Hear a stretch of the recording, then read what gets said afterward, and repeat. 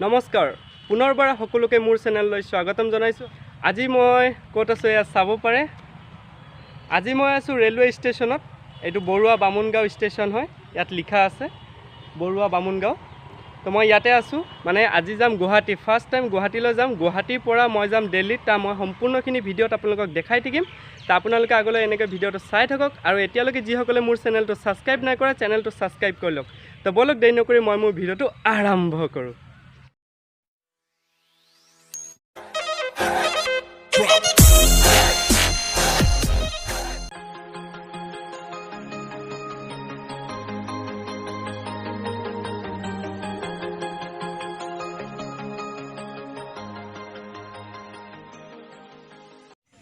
এয়া হৈছে Barua বামুণগাঁৱৰ ticket counter. আহক মই সোনকালে টিকিট কাটি লওঁ। আৰু এয়া টিকিট কাটা হৈ গ'ল। তেতিয়াহ'লে এতিয়া অকল ইণ্টেজাৰ ট্ৰেইনলৈহে, ট্ৰেইনটো কেতিয়া আহে এফালৰ পৰা আহিব, আপোনালোকক সম্পূৰ্ণখিনি দেখাই থাকিম, আপোনালোকে চাই থাকক। এয়া হৈছে আমি যোৱা ট্ৰেইনখনৰ নাম, এয়া হৈছে নম্বৰ ইত্যাদি সম্পূৰ্ণখিনি আছে। আৰু বন্ধুসকল এয়া মই ট্ৰেইনত উঠি দিলোঁ। এয়া চাব পাৰে বহি আছোঁ, লগত ছাৰ আছে। এফালে এই ছাৰে লামডিঙলৈ যাব। আৰু এয়া ট্ৰেইন এৰি দিছে। মই আপোনালোকক আগলৈ দেখাই থাকিম কি কি হৈ থাকে ট্ৰেইনত। আজি ফাৰ্ষ্ট এটা ব্লগ বনাইছোঁ য'ত মই ট্ৰেইনত বহি কেনে গৈ আছোঁ। আগতে এনেকুৱা ধৰণৰ ব্লগ দিয়া নাই, তাৰ আগলৈ আপোনালোকে চাই থাকিব।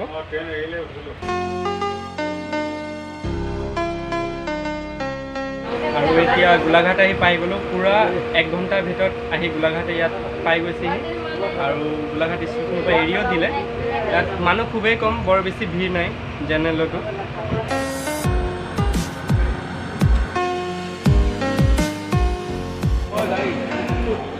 আৰু এতিয়া মই আছোঁ ফৰকাটিঙত।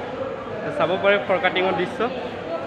সঁচাই বহুত ভাল লাগিছে। বহুত দিনৰ পিছত এনেকৈ জাৰ্ণি কৰি আছোঁ, কিন্তু জাৰ্ণিটো বহুত দীঘলীয়া হ'বগৈ। জাষ্ট বৰ্তমান আপোনালোকক মই গুৱাহাটীলৈ দেখাম। গুৱাহাটীৰ পৰা আকৌ মই দিল্লীলৈ যাম। দিল্লীত যোৱাটো আকৌ এটা এক্সট্ৰা ট্ৰেইন মই ল'ব লাগিব। সেইটো মই 11টা বজাত আছে অহা কাইলৈ মৰ্ণিঙত। তাৰো মই আপোনালোকক দিল্লীত যাই কিনে সম্পূৰ্ণখিনি দেখাম।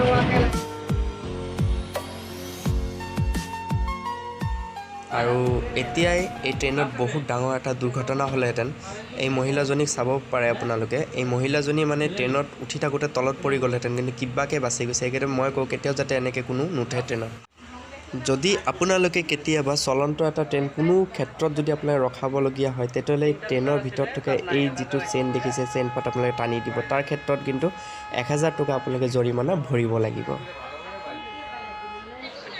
আৰু এতিয়া আহি মই ডিমাপুৰ পালোহি। চাব পাৰে আপোনালোকে ডিমাপুৰতহে এটা দুটাকৈ মানুহ উঠিছে, কিন্তু ইমান টাইম ইমান মানুহ উঠা নাছিলে ইয়াত। ট্ৰেইনৰ আৱাজ পাইছেনে আপোনালোকে? চাওক বতাহ কেনেকুৱা বতাহ মাৰিছে, সঁচাই বহুত ভাল লাগিছে। মানুহ যথেষ্ট কম আছে, কিন্তু মই আজি শ্লিপাৰ টিকেট নাপালোঁ, সেইকাৰণে জেনেৰেলতে উঠি দিলোঁ। কিন্তু বতাহ চাব পাৰে, চাউণ্ডটোতো পাইছে আপোনালোকে ট্ৰেইনত। পাই গ'লোহি এতিয়া লামডিং। তেখেতসকল লামডিঙত নামিব আৰু যোৱাৰ সময়ত মোক বাই বাই দি থৈ গ'ল তেখেতসকলে। আৰু এয়াই হৈছে লামডিং ষ্টেচন, চাব পাৰে আপোনালোকে। ইয়াত অকণমান ভিৰ আছে, এয়া চাব পাৰে। ওচৰতে ইয়াৰ পৰা মালবিলাক নমাই আছে আমাৰ আগৰ ডিগিৰ পৰা।